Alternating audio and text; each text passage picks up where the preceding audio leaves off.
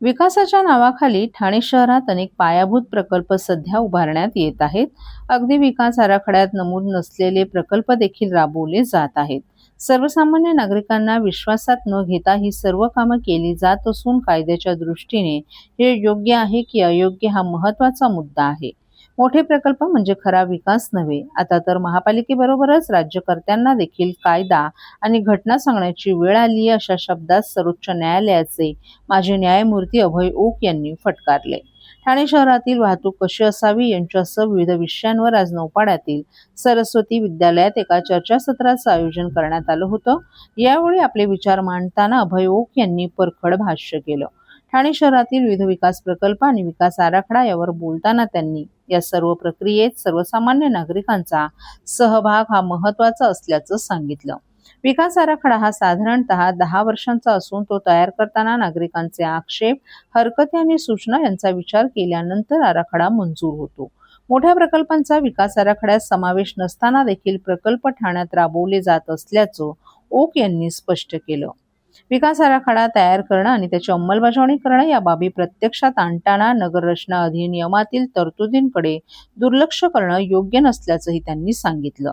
शहरात राहणाऱ्या नागरिकांचं जीवन किती सुरक्षित आणि सन्मानपूर्वक आहे याला अतिशय महत्त्व असल्याचं ओक यांनी नमूद केलं. ते सर्व निकष पडताळून पाहिले तर ठाणे शहर सपशेल अपयशी ठरल्याची टीकाही त्यांनी केली आहे.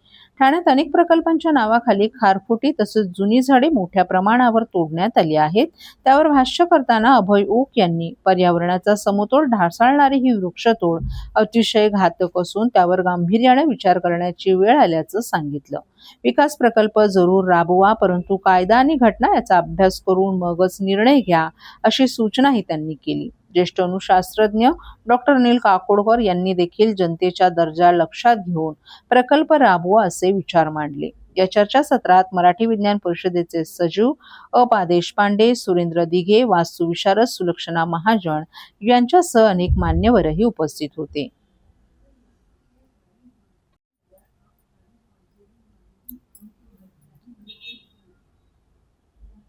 खड्ड्यांमुळे मृत्यूची मालिका सुरूच. शहापूरमध्ये मुंबई नाशिक महामार्गावर भीषण अपघात. शहापूरमधून एक अत्यंत दुर्दैवी बातमी समोर आली आहे. मुंबई नाशिक महामार्गावरील भारंगी नदीच्या पुलावर सकाळी झालेल्या अपघातात ठाणे महापालिका अग्निशामक दलातील एका जवानाचा मृत्यू झालाय. रस्त्यावरील खड्ड्यात दुचाकी आदळल्यानं हा अपघात झाल्याची प्राथमिक माहिती समोर आली आहे. विकास लहू गोरे वय वर्ष 31 हे शहापूर सरलंबा रोडवरील बामणे गावचे रहिवासी असून कामावर जात असताना त्यांच्या बुलेटचा खड्ड्यात अपघात झाला. खड्ड्यात दुचाकी आदळल्यानंतर विकास गोरे रस्त्यावर कोसळले आणि डिवायडरवर आदळल्यानं त्यांना गंभीर दुखापत झाली. अपघातानंतर स्थानिकांनी त्यांना तातडीनं शहापूर उपजिल्हा रुग्णालयात उपचारासाठी दाखल केलं, मात्र उपचारादरम्यान त्यांचा मृत्यू झाला. विशेष म्हणजे विकास गोरे हे ठाणे महापालिका अग्निशमन दलात कार्यरत होते. कर्तव्य बजावण्यासाठी जात असताना खड्ड्यांमुळे झालेल्या अपघातात जवानाचा मृत्यू झाल्यानं परिसरात हळहळ व्यक्त होते. या घटनेनंतर मुंबई नाशिक महामार्गावरील खड्ड्यांचा गंभीर प्रश्न पुन्हा एकदा ऐरणीवर आला आहे. रस्त्यांवरील खड्ड्यांमुळे आणखीन किती बळी जाणार असा संतप्त सवाल स्थानिकांकडून उपस्थित केला जात आहे. महामार्गावरील खड्डे तातडीनं बुजवून रस्त्याची दुरुस्ती करावी आणि वाहन चालकांच्या सुरक्षिततेसाठी प्रशासनानं ठोस उपाययोजना कराव्यात अशी मागणी स्थानिकांकडून करण्यात येत आहे. विकास लहू गोरे यांचा दुर्दैवी खड्ड्यांमुळे मृत्यू झालेला आहे. त्याच्या कुटुंबावर जो आघात झालेला आहे, ह्या आघातात सरकारने त्याला काहीतरी आपला ह्या 9 महिन्याच्या 2 मुली आहेत, या मुलींना सहकार्य करावा आणि प्रमुख म्हणून तोच आपला ठाण्याला ड्युटीवर जात असताना नाशिक, बॉम्बे ह्या हवेच्या ठिकाणी असे मोठे खड्डे पडलेले आहेत. दादा, दात घासताय ना, मग पाणी का वाया घालवताय? ताई, भांडी घासा नाहीतर फोन पहा, पण नळ का चालू ठेवलाय? अंघोळ झाली ना करून, मग शॉवर चालूच. कपडे धुताय पण पाणी वाया जातंय, त्याचं काय? गाडी अशी धुत आहे आणि उद्या पाणी कायमचं संपलं तर? पाण्यासाठी किती जणांची वणवण होते. कित्येक कुटुंबांना तर पाणी मिळतही नाहीये. पाणी बोलत नाही, पण आपण त्याची किंमत जाणली पाहिजे. पाण्याचा अपव्यय टाळा, परिस्थिती भीषण होऊ शकते. प्रत्येक थेंब जपा, पाणी वाचवा. पाणी ही निसर्गाची देणगी आहे. पाणी निर्माण करता येत नाही. पाण्याची बचत हीच पाण्याची निर्मिती. ठाणे महानगरपालिकेतर्फे जनहितार्थ जारी.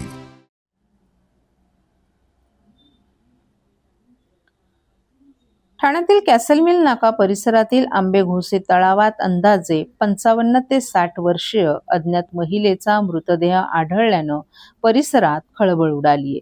या घटनेची माहिती मिळताच राबोडी पोलीस, आपत्ती व्यवस्थापन कक्ष आणि अग्निशमन दलाचे जवान घटनास्थळी दाखल झाले.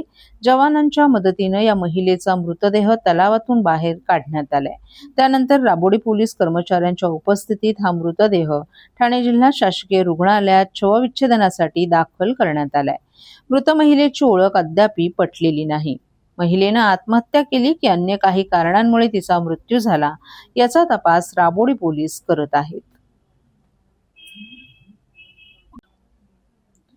शिवसेनेच्या माजी आमदार आणि नगरसेविका यामिनी जाधव यांची उपमुख्यमंत्री एकनाथ शिंदे यांनी ब्रीच कँडी रुग्णालयात जाऊन भेट घेतली. गेल्या काही वर्षांपासून यामिनी जाधव या कर्करोगाशी झुंज देत आहेत. गेल्या काही दिवसात त्यांची प्रकृती पुन्हा खालावल्यानं त्यांना उपचारासाठी रुग्णालयात दाखल करण्यात आलं आहे. यावेळी एकनाथ शिंदे यांनी यामिनी जाधव यांच्या प्रकृतीची आस्थेने विचारपूस केली. तसंच डॉक्टरांकडून त्यांच्यावर सुरू असलेल्या उपचारांची आणि प्रकृतीची माहिती घेतली. यामिनी जाधव यांच्या प्रकृतीत लवकरच लवकर सुधारणा व्हावी अशी सदिच्छा शिंदे यांनी व्यक्त केली. यावेळी यामिनी जाधव यांचे पती आणि शिवसेनेचे भायखळा उपनेते यशवंत जाधव हे देखील उपस्थित होते. ठाण्यात खड्ड्यांमुळे झालेल्या अपघातात TDRF जवान विकास लहुगोरे याचा दुर्दैवी मृत्यू झाला. शहापूरवरून ठाण्यात कामावर येत असताना खड्ड्यांमुळे त्यांचा अपघात झाला होता. या घटनेनंतर ठाणे महानगरपालिकेनं मृत जवानाच्या कुटुंबियांना मदतीचा हात देण्याचा निर्णय घेतला आहे. महापौर शर्मिला पिंपळकर गायकवाड यांनी दिलेल्या माहितीनुसार विमा योजनेअंतर्गत कुटुंबियांना 25 लाख रुपयांची मदत देण्यात येणार आहे. याबाबत महापालिका आयुक्तांसोबत चर्चा केली जाणार असल्याचंही त्यांनी सांगितलं. तसंच विकास गोरे यांच्या कुटुंबातील एका व्यक्तीला ठाणे महापालिकेत नोकरी देण्याबाबतही कार्यवाही केली जाणार आहे.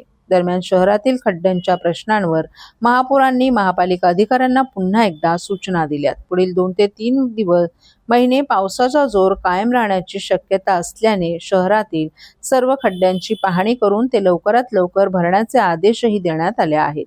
खड्ड्यांमुळे भविष्यात कोणाचाही जीव जाऊ नये यासाठी महापालिका आवश्यक ती खबरदारी घेत असल्याचं महापौर शर्मिला पिंपळकर गायकवाड यांनी स्पष्ट केले. त्यांच्या कुटुंबियांना करण्यात येणार आहे. श्री विकास लहू गोरे TDRFचे आपले जवान आज सकाळी मला वाटतं शहापूरवरून ठाण्याकडे निघताना बाईकवर होते ते आणि बाईक अपघात त्यांचा आज झालेला आहे.